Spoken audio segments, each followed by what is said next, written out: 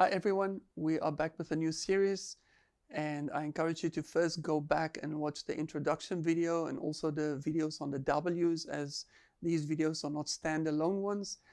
Today we are looking at practice. The first one we did was the first P was people, and today we're looking at practice. Practice has got to do with you growing within your gift. In 2 Timothy 1:6 it talks about, therefore I remind you to stir up the gift of God which you've received through the laying on of hands. And when we first start growing in our gifts or start stepping out, it does not satisfy. I mean, you might go out and share something or teach something, and you come home and you're so exhausted and you feel like you need a break, because when we first step out, it does not satisfy. But as you grow in it, you can actually start echoing the words of Jesus, that my food and my drink is to do the will of the Father. And it's the same probably in the first time you drive. You're stressful trying to figure out all the, putting all the different parts of driving together. But eventually later on you can drive and look outside the window and just enjoy it. And that's where we want to get in our journey.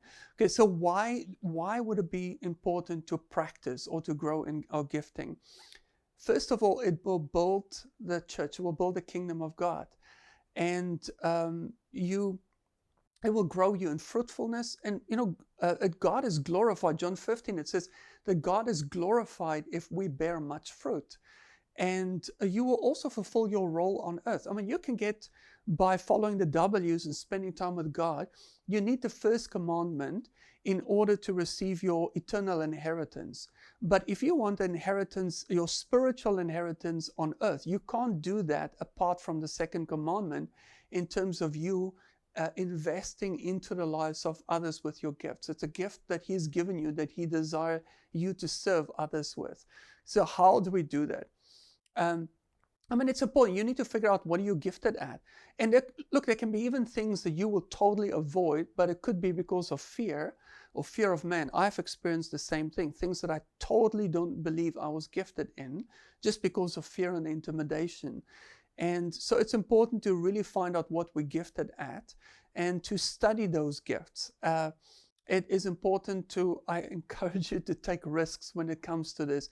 When you fall and when you fail, those are two very, very different things. Remember, the righteous man will fall 7 times but still stand up. So bounce back when you fail.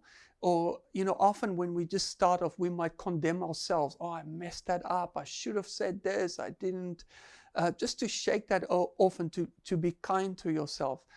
Grow in the identity that is associated with that gift as well, because we first become something before we do or we act out of that as well. I encourage you to seek impartation of people who have gifting in that same area. Seek mentoring so that it can accelerate the growth process for you, because it can almost work like a hothouse for you. And